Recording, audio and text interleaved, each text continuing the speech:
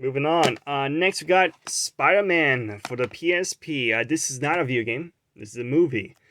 I bought the movie only because I wanted at least one UMD movie on my PSP because it's a gimmick. Like having a movie play on your Game Boy Advance because Game Boy Advance had those like video now things. So I decided, you know what? I'm gonna try to get a video now for my Game Boy Advance, and I'm gonna try to get one for my PSP. And you know what? I never did get a Game Boy Advance video now movie. I just never did. I can't find them anywhere.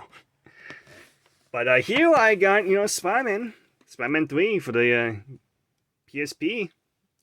It's the entire movie. No deleted scenes, no commentary track, but you do have the movie with subtitles or no subtitles, and you got, I think, Spanish as well, a Spanish dub.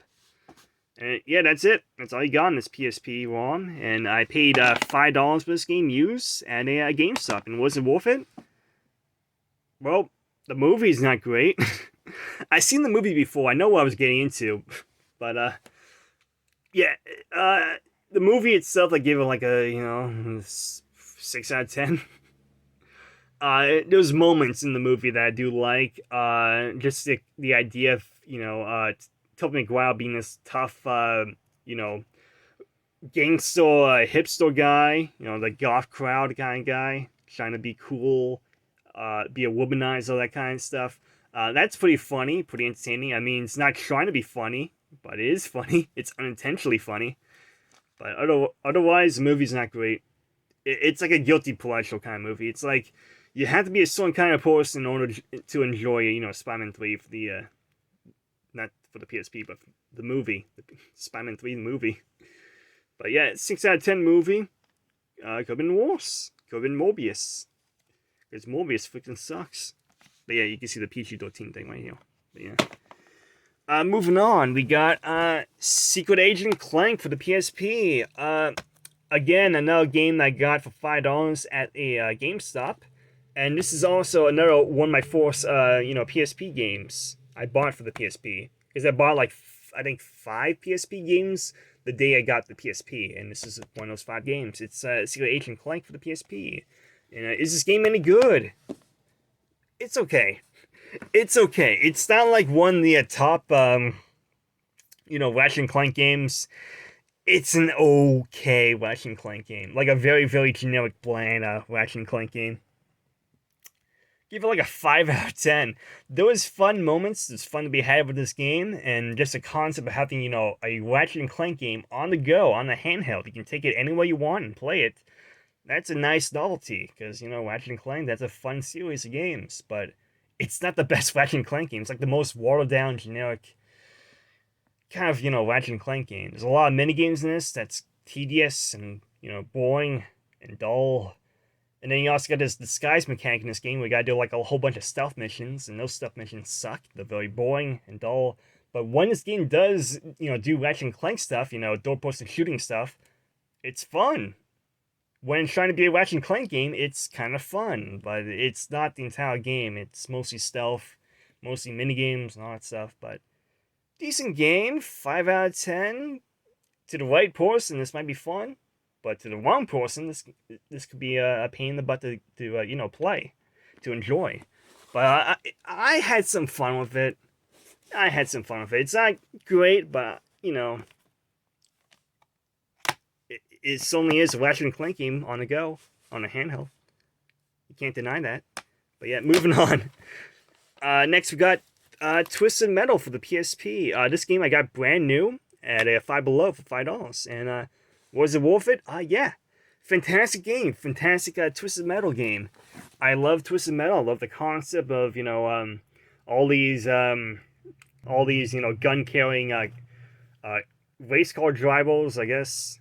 They're not really race car drivers, but, vehicle operators, I guess. Competing to win a prize, to win some kind of monkey paw wish, to have anything they want in the entire universe. And every single time, it's, some kind of course. Like, you wish for immortality, and they give you immortality by killing you and then putting you inside a brick of concrete or something like that. But yeah, every single wish is like a course, because say like you wish that everyone on the planet would know your face. Well, then, what's his name? Not Mephisto. What's his freaking name? Calypso? Yeah, I think Calypso. So Calypso grants you the wish of having your face be seen by everyone, and the way that Calypso does this is by ripping off your face and then stretching it around the entire planet. So then every single person on the entire planet would know your face. But yeah, by doing that, Calypso just killed you, and your face would be on there for like, years, for centuries. You just have like this giant dead face, just run and stinky and, covered with maggots and stuff, just hanging out on the entire planet Earth, all wrapped up. But hey, everyone would know your face. Everybody would say, like, hey, look, there's some human face, a very giant decomposing face wrapped around the entire planet. Isn't that interesting? But yeah, that was one of the wishes granted in one of the Twisted Metal games. I think it was Twisted Metal Head On, actually. I think that wish actually did come from this game. But yeah, fantastic game. I give it like an 8 out of 10. Very fun combat car game where you gotta, destroy the enemy cars to win the match. So it's a very fun series of games. I do recommend this game. It's very fun. I think it's the only Twisted Metal game on a portable console. So there you go. You have to get it. If you want it on the go, you have to get this one, unless you want the PS1 games, because I think you can play the PS1 Twisted Metal games on the PSP if you want to. But why would you? This has better graphics, Might as well have the one of the best graphics, So 8 out of 10, do recommend. Next we got Grand Theft Auto Liberty City Stories for the PSP. I got this game used at Flea Market for $8, and is this game any good? It's okay. If you like Grand Theft Auto games, you would enjoy this. This is basically like, GTA 3 on the go, but very, very watered down. And when I say it's like GTA 3, I mean it's very similar in gameplay to GTA 3. It's basically like a watered down GTA 3, but, it's a completely new game though. It's not like, it's not like a port of GTA 3. I'm just saying it's very similar to like, how GTA 3 played. But yeah, it's good. I like it to some degree. I give it like a 7 out of 10. Fun to be had, I guess, if you enjoy Grand Theft Auto games. If you don't like Grand Theft Auto games, though, well, this game ain't for you. So yeah, 7 out of 10. Could be worse, I guess. Could be worse, but yeah, it's a very, very watered down, Grand Theft Auto game. Don't expect like this big open world Grand Theft Auto game like like GTA 4, like GTA 5. Don't expect that. Just expect this tiny little map that's free roaming, where you can go wherever you want and do little missions here and there for your boss, I guess, the mafia boss, or whatever his name is. But yeah, it's good. 7 out of 10. Next, we'll talk about this game. It's Legend Clank, Size Matters for the PSP. I like this game better than Secret Agent Clank, but it's still not a great Legend Clank game. It's still a very generic and bland Legend Clank game, but it is better than Secret Agent Clank. I'll give you that. This is a better game than Secret Agent Clank, but it's still not a masterpiece by any means. But yeah, just the novelty of having a Ratchet & Clank game on the go, give this game a little pass, give it a little, like, a little slap on the wrist, say, like, oh, you deserve a punishment for being a little bland, generic game, but you know what? You're the only one on the handheld. Well, you got Secret Agent Clank too, but that game's not as good as this game. So, there you go.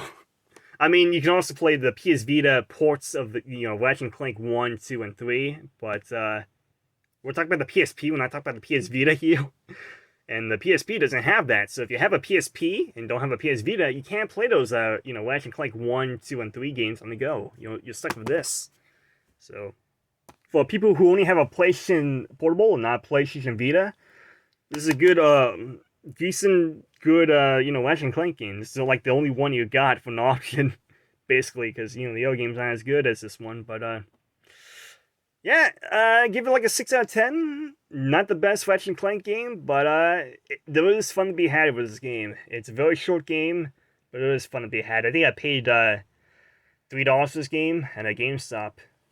And this is one of the first PSP games I bought on the same day as buying the actual handheld itself at GameStop. So yeah, decent game, 6 out of 10. You know, could be worse than this. Could be worse, but yeah, it's pretty, you know, generic and bland.